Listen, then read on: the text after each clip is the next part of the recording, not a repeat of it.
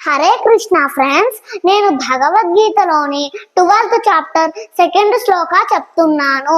శ్రీ భగవాను వాచ మయ్యా వేశ్యమనో ఏ మాం నిత్యయుక్త ఉపాసతే శ్రద్ధయా పరయోపేతాః తే మే యుక్తతమా మతాః. హరే కృష్ణ. జై. మన ఫ్రెండ్స్ కి ఒక మారల్ స్టోరీ చెప్దామా? ఓకే అక్క.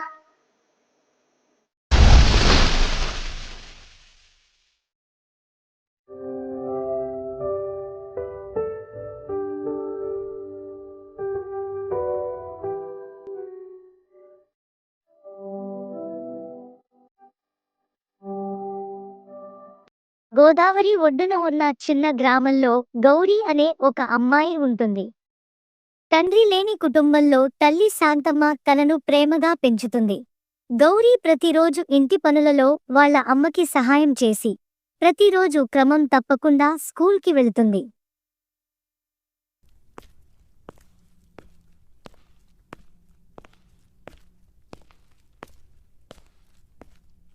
ఇంకా వల్ల అమ్మకి ప్రతిరోజు పొలం దగ్గరికి భోజనం తీసుకెళ్తుంది.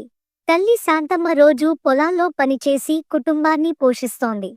మన జీవితంలో పుస్తకాలు లేకపోయినా మంచితనమే మన సంపద కదా తల్లి. నాన్న లేరు, కాని అమ్మ ఉంది. నేను ఆమె కోసం బలంగా మారాలి.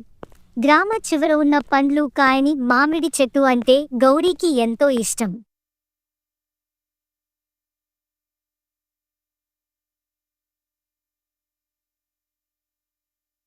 నీకు నీళ్లు పోస్తాను, ఎందుకంటే నువ్వు అంటే నాకు ఇష్టం. ప్రతిరోజు గౌరీ చెట్టుకి నీళ్లు పోస్తూ ప్రేమగా మాట్లాడుతుంది. ఇది నీకో స్నేహ బహుమతి. నీవు మాట్లాడకపోయినా నాకు తోడు.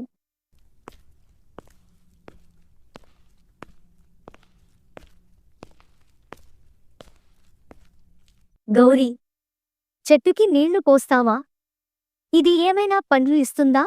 నీకు టైం వేస్ట్ తప్ప ఇంకా ఏమీ ఉండదు.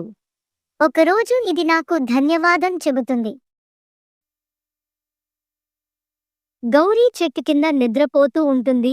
అప్పుడు పూర్ణచంద్రుడు వెలుగు చెట్టు మీద పడుతుంది. గౌరీ, చెట్లు మరియు మొక్కల మీద నీకు ఉన్న ప్రేమకి బదులుగా ఇప్పుడు జీవం వస్తోంది. చెట్టు ఆకుల్లో నుంచి పండ్లు కింద పడతాయి. అది ఒక అద్భుతం. ఇది నిజమా? అమ్మకి తీసుకెళ్ళాలి. అందరికీ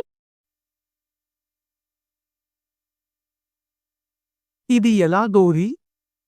ఈ చెట్టు పండ్లుతో నిండిపోయిందా? ప్రేమకి ప్రతిఫలం అమ్మ. చెట్టు మన బంధువే.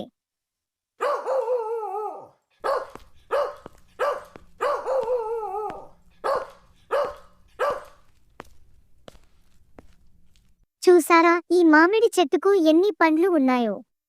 ఈ చెట్టు ప్రేమను గుర్తించింది. మనందరికీ పాఠం నేర్పింది. ప్రతి ఒక్కరు చెట్లను నాటాలి.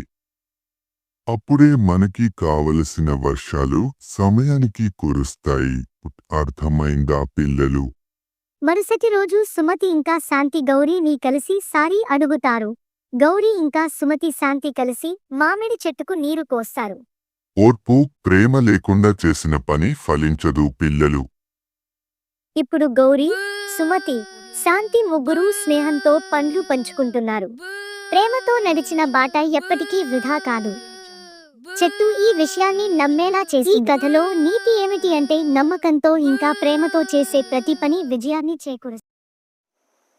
మా స్టోరీ గనక మీకు నచ్చినట్లయితే లైక్ చేయండి, షేర్ చేయండి, సబ్స్క్రైబ్ చేయండి.